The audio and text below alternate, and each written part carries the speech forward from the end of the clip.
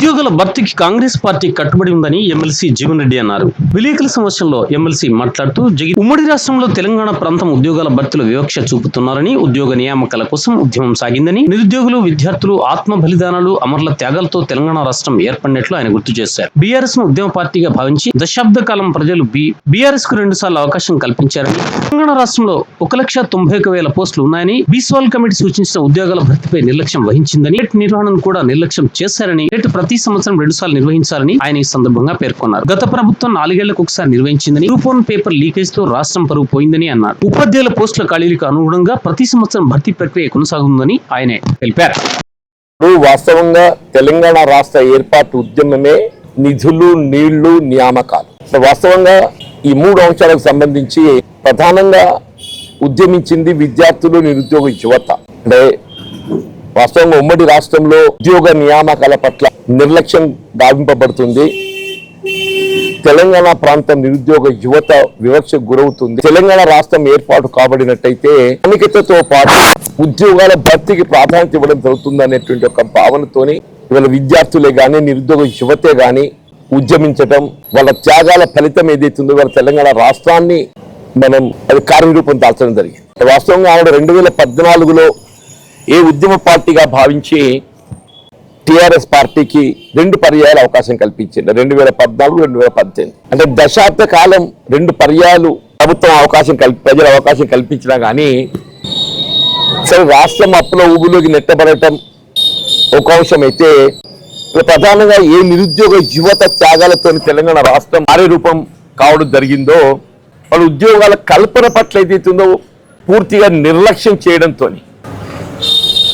మనకి తెలియంది కాదు. లాస్ట్ ఇయర్ బిస్వాల్ కమిటీ 1,93,000 ఉద్యోగాల ఖాళీలు ఉన్నవని చెప్పని నివేదిక ఇచ్చినప్పటికీ కూడా మన ఉద్యోగాల కల్పనకు నిర్దిష్టమైన కార్యాచరణ రూపొందించలేకపోవటం, చివరికి పబ్లిక్ సర్వీస్ కమిషన్ ప్రశ్నపత్రాలే లీక్ కావటం, అంటే బజార్లో అమ్మకాన్ని పెట్టడం, ఒక విధంగా తెలంగాణ పరువు పోయిందని చెప్పక తప్పదని చెప్పంటారు. ఇవన్నీ ఫలితం వల్ల రాష్ట్రంలో కాంగ్రెస్ ప్రభుత్వం ఏర్పడటం, కాంగ్రెస్ ప్రభుత్వం ఏర్పడ్డ ఈ 6 మాసాల కాలంలో మనకు తెలియంది కాదు. గత ప్రభుత్వ హయాంలో నియామకాలు చేపట్టాలని ప్రక్రియ ఆరంభించినా గానీ నియామకాలు మాత్రం చేపట్టడం జరగలేదు. కానీ కాంగ్రెస్ ప్రభుత్వం ఏర్పడటంతోనే 30,000 మందికి నియామకాలు కల్పింప చేయటం, 30,000 మంది నిరుద్యోగ యువతకు ఏదైతుందో వాళ్ళకి నియామకాలు కల్పింప చేయటం, ఇవాళ గతంలో తలపెట్టిన డిఎస్సి ఏదైతుందో ఆనాడు 5,000 ఉద్యోగాల భర్తీకే డిఎస్సి నోటిఫికేషన్ ఇస్తే దాన్ని 11,000 పెంపు చేయటం, గత ప్రభుత్వ హయాంలో టెట్ నిర్వహణ కూడా నిర్లక్ష్యం చేయడం జరిగింది.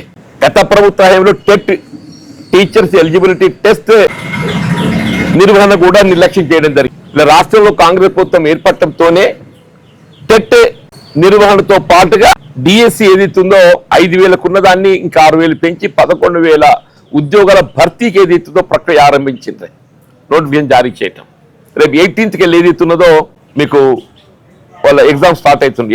18th జూలైకి. ఇలా గ్రూప్ 1కి సంబంధించి కూడా అంటే గతంలో 500 ఉద్యోగాలు భర్తీ చేయాలని భావిస్తే ఇంకో 6 ఉద్యోగాలు వాటికి అదనంగా కలిపి 563 ఉద్యోగాలకు నోటిఫికేషన్ జారీ చేయడమే కాదు, ప్రిలిమ్స్ ఎగ్జామ్ కూడా అయిపోయి వాళ్ళకి ఇప్పుడు మెయిన్స్ కు గ్రూప్ 2 కూడా సంబంధించి వాళ్ళ క్యాలెండర్ జారీ చేయడం జరిగింది. గ్రూప్ 2కు సంబంధించి కూడా అంటే నియామక ప్రక్రియ అనేది ఒక నిర్దిష్టమైనటువంటి ఒక కార్యాచరణ రూపొందించుకొని నిరుద్యోగ యువతకు ఏదైతుందో వారి కొంత అంటే ఉద్యోగ అవకాశాల కల్పనలో కార్యక్రమాన్ని చేపడుతుంటే జీర్ణించుకోలేక టిఆర్ఎస్ పార్టీ గత దశాబ్ద కాలంలో వాళ్ళు చేయలేని పని 6 మాసాల కాలంలోనే కాంగ్రెస్ పార్టీ దాని కార్యరూపం ఇవ్వబడే విధంగా నియామక ప్రక్రియ ముందుకు తీసుకెళ్తుంటే దాన్ని ఏ విధంగా ఆటంకాలు ఏర్పరచాలి, ఏ విధంగా నిరుద్యోగులు ఒక విధమైనటువంటి కన్ఫ్యూజన్ క్రియేట్ చేయాలి. చిత్రం ఏంటంటే ఇప్పుడు ఏ ఎగ్జామే కానీ నోటిఫికేషన్కి అనుగుణంగా ప్రక్రియ చేపట్టబడాలి. Any recruitment or any exam it has to go according to the notification. ఒకసారి ప్రక్రియ ఆరంభింపబడ్డ తర్వాత మీరు ప్రకటింపబడ్డ నోటిఫికేషన్ కు మార్పులు చేర్పులు చేస్తే న్యాయస్థానం జోక్యం చేసుకునే అవకాశం వస్తుంది. ఇది అందరూ తెలిసిందే. ఇది వీళ్ళ గ్రూప్ 1 నియామకానికి సంబంధించి ప్రిలిమ్స్ టు మెయిన్స్ ఏదైతుందో 1:50 అనే విధంగా నోటిఫికేషన్ ప్రక్రియ జారీ చేసిండ్రు. 1:50కి అభ్యర్థులు ఎంపిక చేసిండ్రు. దాని టీఆర్ఎస్ నాయకులు హరీష్ రావు గారు వారు 1:50 1:100 విలువండి అంటే అసలు మీరు ఈ నియామకం చేపట్టబడాలే కొనసాగాలని భావిస్తున్నారా, లేక దీన్ని ఏ విధంగా ఆటంకం సృష్టించాలని చెప్పి భావిస్తున్నారా? Any deviation to the notification, any modification, any alteration, నీకు న్యాయస్థానం జోక్యం చేసుకునే అవకాశం వస్తుంది. ఒకసారి న్యాయస్థానం జోక్యం చేసుకుంటే మొత్తం ప్రక్రియ ఆగిపోతుంది.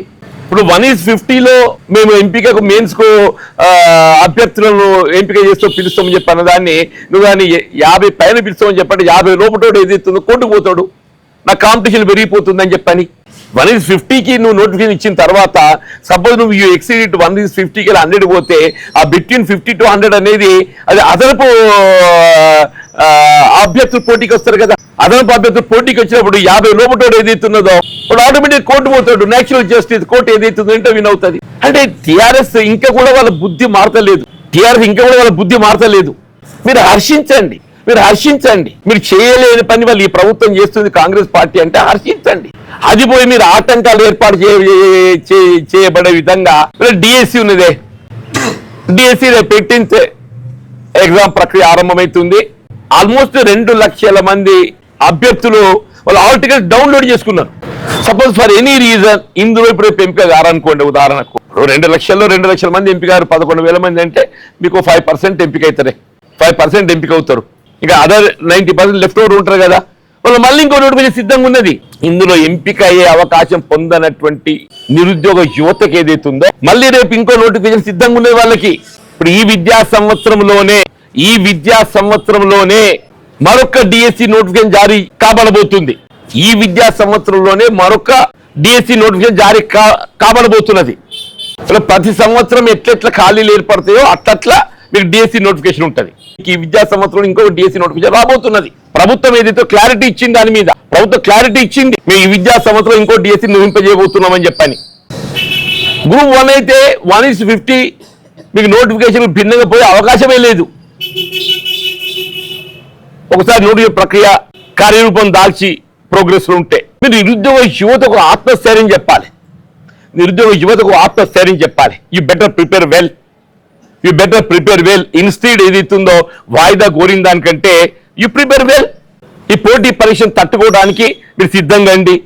ఆత్మస్థైర్యం చెప్పవలసింది పోయి వాళ్ళు ఒక కన్ఫ్యూజన్ క్రియేట్ చేయబడే విధంగా హరీష్ రావు గారు కానీ కేటీఆర్ గారు నిజంగా కూడా మరి గత దశాబ్ద కాలం పాలన అనుభవం ఉన్నది వారికి,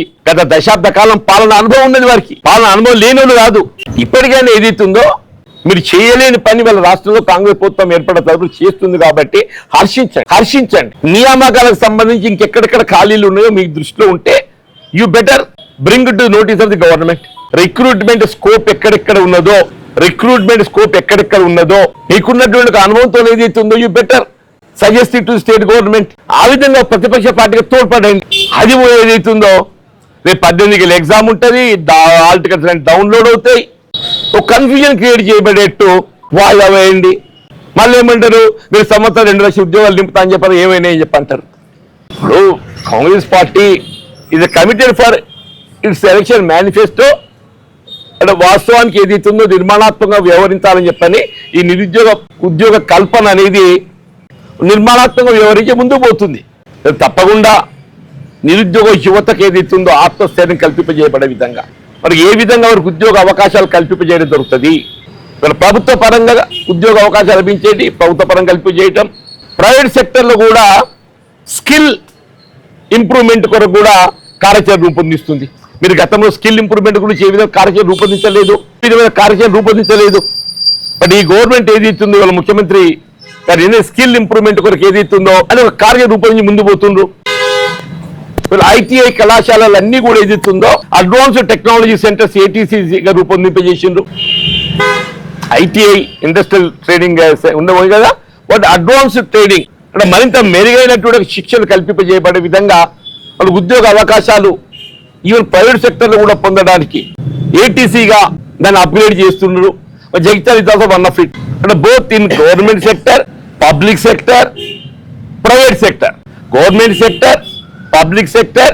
ప్రైవేట్ సెక్టర్ ఎక్కడికి వచ్చేది అవుతుందో రాబోయే 4 సంవత్సరాల కాలంలో ఈ టర్మ్ 5 సంవత్సరాల కాలం ఉంటుంది కదా, నిరుద్యోగ యువతను వారికి ఒక ఉపాధి మార్గం చూపెట్టాలి భావన తలం. బేసిక్గా తెలంగాణ రాష్ట్రం ఏర్పాటే వారి ఉద్యమ ఫలితం, వాళ్ళ త్యాగాల ఫలితంగా తెలంగాణ సాధించుకున్నాం. కాబట్టి నిరుద్యోగ యువతకు ఉద్యోగాల కల్పననే ప్రధాన లక్ష్యంగా ఎంచుకొని ప్రభుత్వం ముందు పోతున్న దాని ప్రతిపక్షాలు ఏదైతుందో మీరు ఆటంకాలు సృష్టించే ప్రయత్నం చేయకుండా హర్షం వ్యక్తం చేయండి. కావాలంటే రిక్రూట్మెంట్ సంబంధించి ఇంకా అదనంగా రిక్రూట్మెంట్ ఎక్కడెక్కడ చేయగలిగే అవకాశం ఉందో సూచన చేయండి.